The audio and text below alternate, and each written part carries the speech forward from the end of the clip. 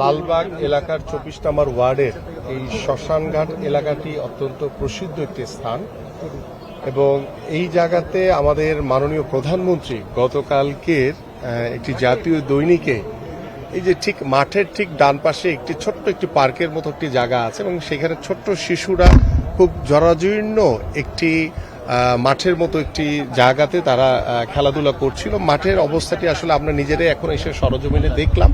এবং সেই ছবিটি যখন পত্রিকায় আমাদের মাননীয় প্রধানমন্ত্রী দেখেছেন, দেখা মাত্রই তিনি একটি ছবি তুলে আমার কাছে পাঠিয়েছেন এবং আমাদের যে সংসদ সদস্য রয়েছে তাকে বিষয়টা অবগত করেছেন এবং তাৎক্ষণিকভাবে আমাদেরকে যেহেতু একটু আমরা রাতের বেলা জেনেছি, যার কারণে আমরা আজকে সকালবেলা এখানে এসেছি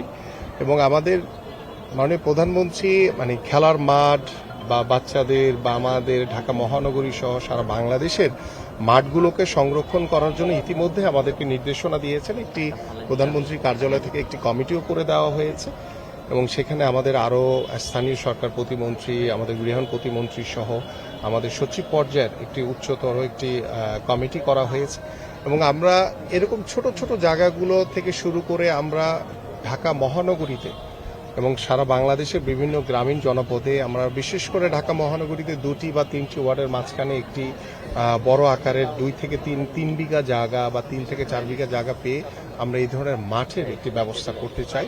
পাশাপাশি আপনারা জানেন যে ফুটসাল অত্যন্ত জনপ্রিয় একটি খেলা এবং সেই ফুটসাল বিশেষ করে আমাদের যে জেনজি প্রজন্ম, যারা ইয়াং প্রজন্ম যারা রয়েছে, এই খেলাটি অত্যন্ত পছন্দ করে এবং আমরা সেটি আমাদের লক্ষ্য রয়েছে যে প্রত্যেকটি ওয়ার্ডে ঢাকা মহানগরীর আমরা যাতে ছোট ছোট আকারে যাতে ফুটসালের গ্রাউন্ড তৈরি করতে পারি, যাতে আমাদের জেনজি প্রজন্ম যাতে তারা সুন্দরভাবে সেখানে দিনে রাতে যখনই সময় হয় তাদের পড়াশোনার ফাঁকে যাতে তারা এই খেলাটি উপভোগ করতে পারে, সেজন্য আমরা একটি ব্যবস্থা করব। আমি এই কথাগুলো বলার উদ্দেশ্য হচ্ছে যে আমাদের মাননীয় প্রধানমন্ত্রী স্পোর্টসকে এতটাই গুরুত্ব দিচ্ছে যে তার নজরে যখন গতকালকে একটি জাতীয় দৈনিকে যে ছোট ছোট বাচ্চারা যে দোলনায় দুলছে এবং মাঠের যে দুরবস্থা দেখেছে, সেখানে একদম কি বলে এটাকে কঙ্কর দেওয়া এবং খুবই বাজে একটি অবস্থা দেখলাম, সেইটি তার নজরে আসা মাত্রই কিন্তু তিনি আমাকে এবং আমাদের সংসদ সদস্য তাকে অবগত করেছে, যার কারণে কিন্তু আমরা এখানে তাৎক্ষণিকভাবে আজকের এই উপস্থিতি এবং ইতিমধ্যে আমাদের এখানে সিটি কর্পোরেশনের চিফ ইঞ্জিনিয়ার তিনি রয়েছেন এবং তাকে ইতিমধ্যে আমরা বলেছি যে আগামী 7 দিনের ভিতরই যাতে এই কঙ্করযুক্ত যে জায়গাটা রয়েছে সেটা যাতে একটু লেভেল করে এবং এখানে যাতে আমরা যদি অ্যাস্ট্রোটার্ফ এখানে যদি বসিয়ে দিতে পারি, সেখানে তাহলে আমাদের দেখা যাবে যে এই জায়গাটির যে এলাকার যারা ছোট ছোট বাচ্চারা রয়েছে এবং এখানে কিছু খেলাধুলার কিছু ইনস্ট্রুমেন্ট রয়েছে যেগুলো ছোট বাচ্চারা খেলাধুলা করে, সেই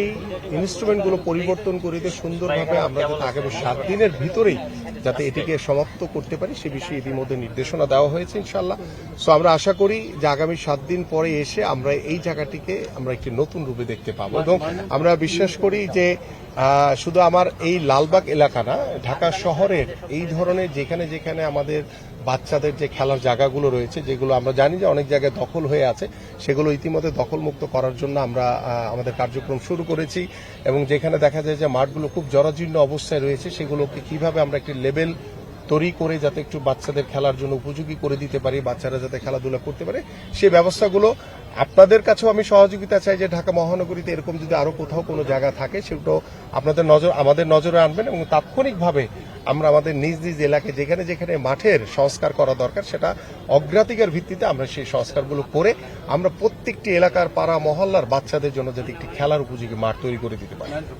আমরা ইতিমধ্যে আমি বলেছি যে আমাদের প্রধানমন্ত্রীর কার্যালয় থেকে একটি উচ্চতর কমিটি করে দেওয়া হয়েছে, সেখানে আমাদের 3 জন মন্ত্রী রয়েছে, আমরা আমাদের সচিব পর্যায়ে প্রায় 10 থেকে 12 জন সচিব রয়েছেন। আমরা ঢাকা মহানগরীতে ইতিমধ্যে আমরা আমাদের সচিব লেভেলের যারা রয়েছেন তাদের নেতৃত্বে ঢাকা মহানগরীর বিভিন্ন স্পট ইতিমধ্যে তারা ভিজিট করেছে এবং আনুষ্ঠানিকভাবে আমি সহ আমাদের মাননীয় মন্ত্রী যারা রয়েছে তারা সহ সচিব বৃন্দ সহ আমরা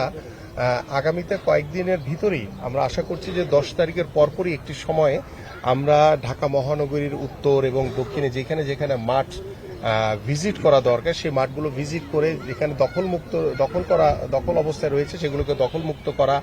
যেখানে সংস্কার করা দরকার রয়েছে সেগুলোকে সংস্কার করা, সার্বিক বিষয় নিয়ে ইতিমধ্যে আমাদের কার্যক্রম চলমান রয়েছে। সো যেহেতু আমরা মাত্র শুরু করেছি, সো এটা কোনো নির্ধারিত কোনো টাইম নেই, এটা সময় লাগবে, বাট আমরা একটি একটি করে আমরা কাজগুলো শেষ করতে চাই। সেই ক্ষেত্রে আপনাদের গণমাধ্যম যারা রয়েছেন তাদেরও সহযোগিতা চাই, এবং প্রত্যেকটা এলাকার যারা সাধারণ মানুষ রয়েছে, যেমন এইখানে যে বিষয়টি আমাদের মাননীয় প্রধানমন্ত্রী নজরে আসার কারণে কিন্তু আমরা বিষয়গুলো অবগত হয়েছি। সো তিনি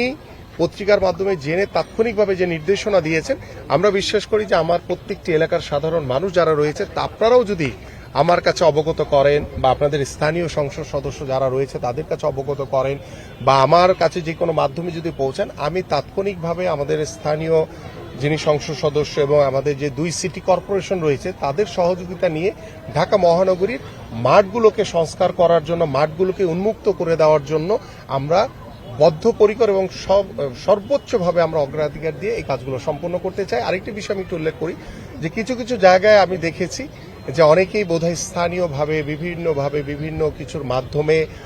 মানে দেখা যায় যে এই খেলার মাঠগুলোকে অনেক সময় বন্ধ করে রাখে। সো আমরা সেই জায়গাগুলো উন্মুক্ত করে দিতে চাই, এবং আজকের পরে আমি ইতিমধ্যে বলেছি যে এলাকার যে মাঠগুলো রয়েছে এখানে কোনো কিছু বাধা থাকবে না। এই মাঠগুলো সবাই নিয়মের ভিতরে থেকে এই এলাকার প্রত্যেকটি বাচ্চা থেকে শুরু করে সকল পর্যায়ের তরুণ যুবক যারা মাঠগুলো ব্যবহার করতে চায়, খেলতে চায়, সেগুলো যাতে তারা খেলার সেই সুযোগ পায় সেটা নিশ্চিত করা। পাশাপাশি যেহেতু এগুলো সিটি কর্পোরেশন দ্বারা নিয়ন্ত্রিত, সিটি কর্পোরেশনকে বলেছি যে বাচ্চারা খেলবে, মাঠ নষ্ট হলে সেটা যাতে তাৎক্ষণিকভাবে যাতে সেটা রিপেয়ার করে যাতে সেই আগের রূপে যাতে ফিরে আনতে পারে, সেই ব্যবস্থাও যাতে সিটি কর্পোরেশনের পক্ষ থেকে সার্বিক সহযোগিতার সুযোগ সুবিধা থাকে, সেটাও যাতে সিটি কর্পোরেশন নিশ্চিত করে। অলরেডি গাবতলীর মাঠের বিষয়ে ইতিমধ্যে আমি নির্দেশনা দিয়েছি, এবং আমি নিজে ভিজিট করব,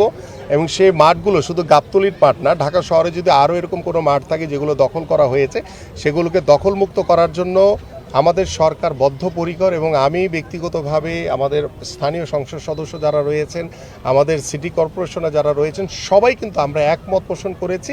যে আমরা ঢাকা মহানগরীতে যেখানে যেখানে দখলকৃত মাঠ রয়েছে সেগুলোকে দখলমুক্ত করা, এবং যেখানে যেখানে খালি জায়গা রয়েছে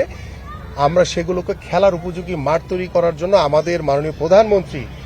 তিনি ইতিমধ্যে আমাদেরকে নির্দেশনা দিয়েছেন। তার নির্দেশনা অনুযায়ী কিন্তু আমরা প্রত্যেকটি কার্যক্রম চলমান রেখেছি। সেটা একটু আগে এটা বলেছি কিন্তু অলরেডি যে এখানে কোনো ভাড়া দেওয়া না, এটা ওপেন থাকবে, উন্মুক্ত থাকবে আজকের পর থেকে। এখানে কোনো ভাড়ার বিনিময়ে আর কখনোই কোনো মাঠ বরাদ্দ দেওয়া হবে না। এই এলাকার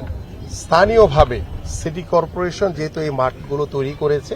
তাদের নেতৃত্বে, এবং এই এলাকার স্থানীয়ভাবে যারা বাচ্চারা থেকে শুরু করে বয়োজ্যেষ্ঠ সবাই যাতে এই মাঠটি খেলার উপযোগী হিসেবে ব্যবহার করতে পারে সে বিষয়ে ইতিমধ্যে নির্দেশনা দেওয়া হয়েছে, এবং আমাদের স্থানীয় সংসদ সদস্য তিনিও আছেন, তিনিও সার্বিকভাবে এই বিষয়গুলো মনিটর করবেন, এবং এই ধরনের মাঠ আমরা ঢাকা মহানগরীতে বিভিন্ন ওয়ার্ডে আমরা করতে চাই। সো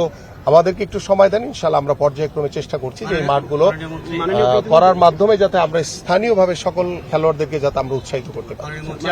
ডেফিনেটলি আমি তো বলে দিয়ে যাচ্ছি, স্থানীয় সংসদ সদস্য রয়েছেন, আজকের পর থেকে এখানে এই মাঠগুলো ওপেন থাকবে, সবার জন্য খেলবে, এবং এটার বিনিময়ে সেটার জন্য আমরা ব্যবস্থা নিব। এখানে সিটি কর্পোরেশন রয়েছে, স্থানীয় সংসদ সদস্য রয়েছে, এটা এখানে সবাইকেই জবাবদিহিতার আওতায় আনতে হবে। জবাবদিহিতার আওতায় এনে আমরা নিশ্চিত করতে চাই। এখন অগোচরে আপনিও সারাক্ষণ এটা খেয়াল রাখতে পারবেন না, আমিও পারবো না। অগোচরে যদি কেউ কিছু করে, যদি আমাদের চোখে দৃশ্যমান হয়, সেটার বিরুদ্ধে অবশ্যই আমরা আইনগত ব্যবস্থা নিব। দ্রুত সময়ের ভিতরে শুটিং ফেডারেশন নিয়ে আমরা কাজ শুরু করছি, সো দ্যাট একটু ধৈর্য ধরেন। আমরা শুটিং ফেডারেশন না, আপনারা জানেন যে সারা বাংলাদেশে আমরা ইতিমধ্যে জেলা ক্রীড়া সংস্থা, উপজেলা ক্রীড়া সংস্থা এবং আমাদের বিভাগীয় ক্রীড়া সংস্থাগুলো ভেঙে দিয়ে আমরা অ্যাডহক কমিটি তৈরি করার মাধ্যমে আমরা 3 মাসের ভিতরে আমরা নির্বাচন নিশ্চিত করব। ইনশাআল্লাহ নির্বাচিত কমিটি পরবর্তীতে প্রত্যেকটি জেলায়, বিভাগে, উপজেলায় খেলা চালাবে। পাশাপাশি আমাদের যে 51টি ফেডারেশন রয়েছে সেখানেও অ্যাডহক কমিটি রয়েছে, বাট অ্যাডহক কমিটির মেয়াদ উত্তীর্ণ হয়ে গেছে অনেক আগে। বাট আমরা একদম নিচু লেভেল থেকে, আমরা একদম তৃণমূল থেকে শুরু করে আমরা উপরের দিকে আমাদের যে ঢাকার যে ফেডারেশনগুলো রয়েছে সেই কমিটিগুলোকে আমরা পুনর্গঠন করব। সেগুলো পুনর্গঠন করে আমরা নির্বাচনের মাধ্যমে আমরা একটি নির্বাচিত কমিটি প্রতিষ্ঠিত করব। সেই ক্ষেত্রে শুটিং ফেডারেশন থেকে শুরু করে অনেক ফেডারেশন বিষয়ে আমার কাছে কিছু অভিযোগ রয়েছে, সেগুলো আমরা পর্যালোচনা করছি, সেটা পরবর্তীতে আপনারা জানতে পারবেন।